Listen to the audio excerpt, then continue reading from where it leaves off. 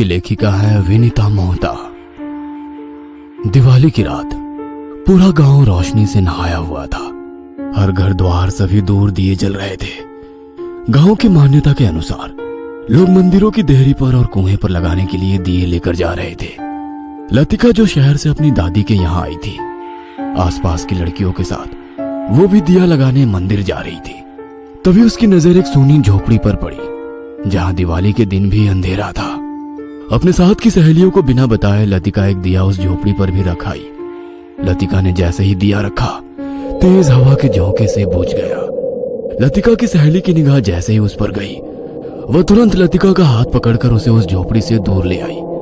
अपनी सहेली का इस तरह बर्ताव लतिका को अजीब लग रहा था। क्या हुआ? इस तरह जोर से क्यों पकड़कर मुझे वहाँ से दूर लेकर आई है? दिया बुझ गया है, उसे लगा देने दे। जिंदा रहेगी तो और दिए लगा लेना, फिलहाल यहाँ से जल्दी चल। अपनी सहेली की बात लतिका को कुछ समझ नहीं आई और वो उसके पीछे पीछे चलने लगी। तभी उसे लगा किसी ने उसे आवाज दी। उसने पीछे मुड़कर देखा तो हैरान रह गई। उसके ठीक पीछे एक सफेद साड़ी में महिला खड़ी थी, जिसका पेट बाहर निकला हुआ था। उसे देखकर लग रहा था कि वो गर्भवती है। अचानक तेज हवा आई और उस महिला के चेहरे से घूंघट हट गया। लतिका के देखते ही देखते वो महिला एक कंकाल में बदल गई। ये सब देख लतिका जोर से चीखते हुए बेहोश हो गई। लतिका की सहेली उसे गांव वालों की मदद से उसकी दादी के घर ले आई। जब लतिका को होश आया तो उसकी दादी और उसकी सहेली दोनों उसके पास बैठी थी। बेटा, थोड़ी देर पहले तो अच्छी भली थी, अचानक क्या हो गया था तुझे? दादी, वो झोपड़ी। लतिका कुछ और कह पाती, उसके पहले ही उसकी सहेली ने तेजी से उसका हाथ दबा लिया। कुछ नहीं दादी, आपको तो पता है ना, इन शहरी लड़कियों को हर वक्त डाइटिंग का भूत सवार रहता है, उसी कारण कमजोरी आ गई। कोई बात नहीं, कुछ दिन गांव में रहेगी तो अपने आप तंदुरुस्त हो जाएगी। लतिका को समझ नहीं आया कि उसकी सहेली ने दादी को सच बताने से क्यों रोक दिया। सही कह रही है बेटा तू। मैं आज से ही इसका दुगना ख्याल रखना शुरू कर देती हूँ। तुम लोग बैठो, मैं तुम्हारे लिए गर्मा गर्म हलवा लेकर आती हूँ। कहकर दादी वहां से चली गई। दादी के जाते ही लतिका हैरानी से अपनी सहेली की ओर देख रही थी। मुझे पता है तेरे मन में ढेर सारे सवाल चल रहे हैं। तेरे सारे सवालों का जवाब मेरे पास नहीं है। बस इतना पता है, कोई भी उस झोपड़ी के पास नहीं जाता है।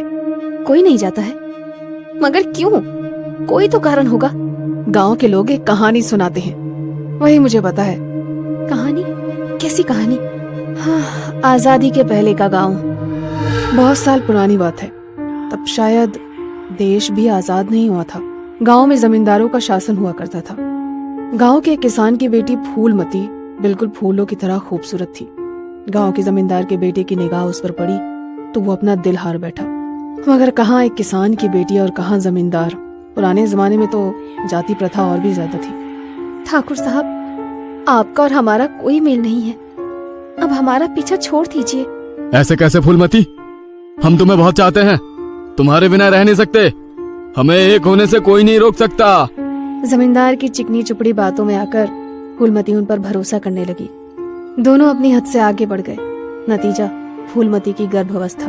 फूलमती, तुम ये किसी और का पाप हम पर नहीं डाल सकती हो। हम सच कह रहे हैं जमींदार साहब, ये आपका ही खून है। जमींदार उसका हाथ पकड़कर घसीटते हुए पंचायत में ले गया। सरपंच जी, देखो क्या जमाना आ गया है। लड़कियां बिन ब्याही माँ बनने वाली है और अपनी नाजायज औलाद को मेरे मत्थे मर रही है।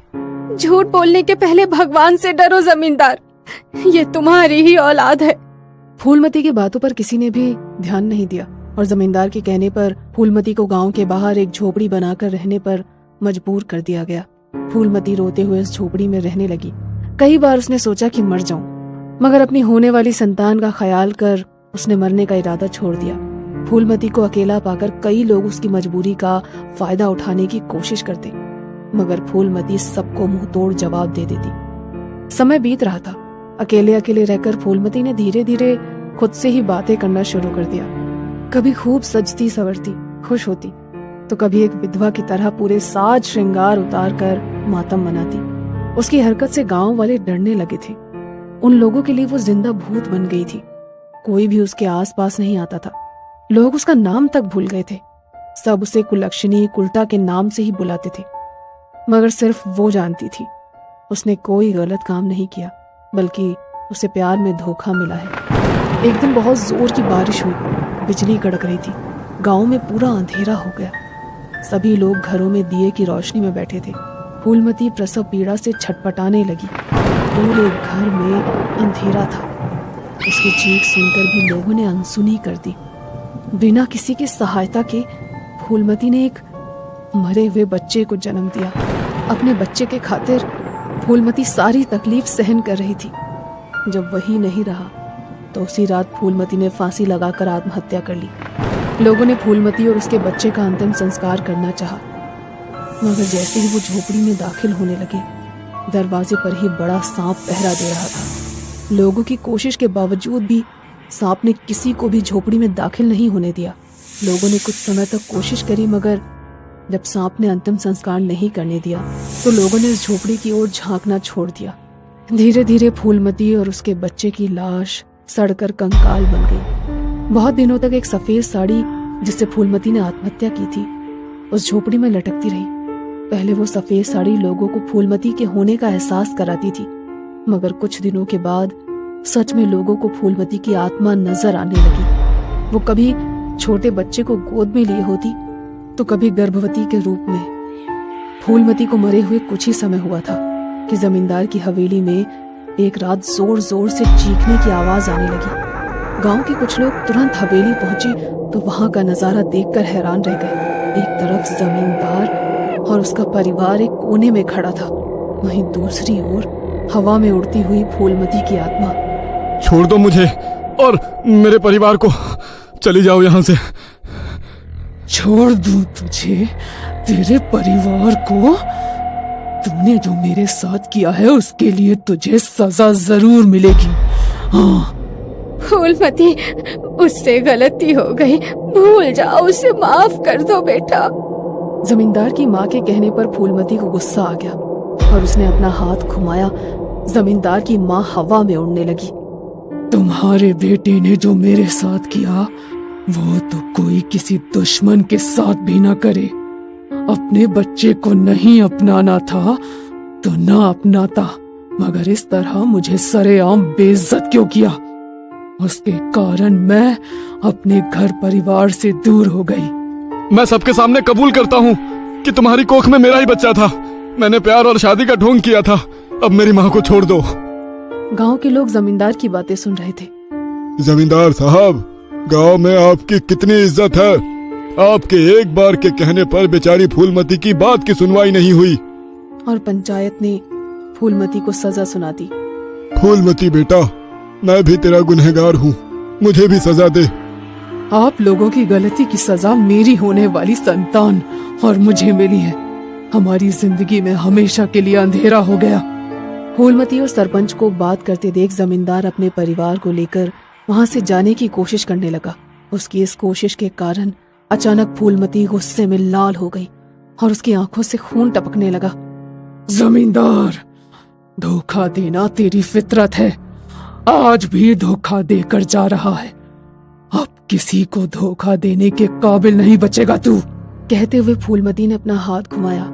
जमींदार उसके हाथ की तरह गोल गोल घूमने लगा। खुद को बचाने की कोशिश कर रहा था, मगर फूलमती ने उसे तेजी से जमीन पर पटक दिया। जमीन पर गिरते ही उसके सर के टुकड़े हो गए। पूरे जमीन पर खून फैला हुआ था और जमींदार के परिवार के लोग भी एक एक करके फूलमती के गुस्से का शिकार होकर मारे गए। उस दिन के बाद अक्सर फूलमती लोगों को नजर आती, मगर उसने कभी किसी का बुरा नहीं किया। सिर्फ जो लोग किसी को धोखा देते हैं, फूलमती की आत्मा उन्हें ही सजा देती है। लोग उसे कलंकनी बुलाते थे, इसीलिए उसने अंधेरे से दोस्ती कर ली। लोगों की कई कोशिशों के बावजूद भी उसकी झोपड़ी के आसपास रोशनी का इंतजाम नहीं हो पाया। आज भी तुम उसकी झोपड़ी को रोशन करने की कोशिश कर रही थी, इसीलिए शायद वो तुम्हें नजर आई। कौन कौन नजर आया? किसकी बात कर रहे हो तुम दोनों? कुछ नहीं दादी, ये तो बस ऐसे ही। मैं चलती हूँ, बाद में आऊंगी। आप लतिका का ख्याल रखना। दादी ने जाती हुई सहेली का हाथ पकड़ा और उसे अपने पास बिठा लिया। कहीं तुम दोनों भी उस फूलमती की झोपड़ी के पास तो नहीं गई थी? वहाँ पर रोशनी करने। कहती हुई दादी के अंदर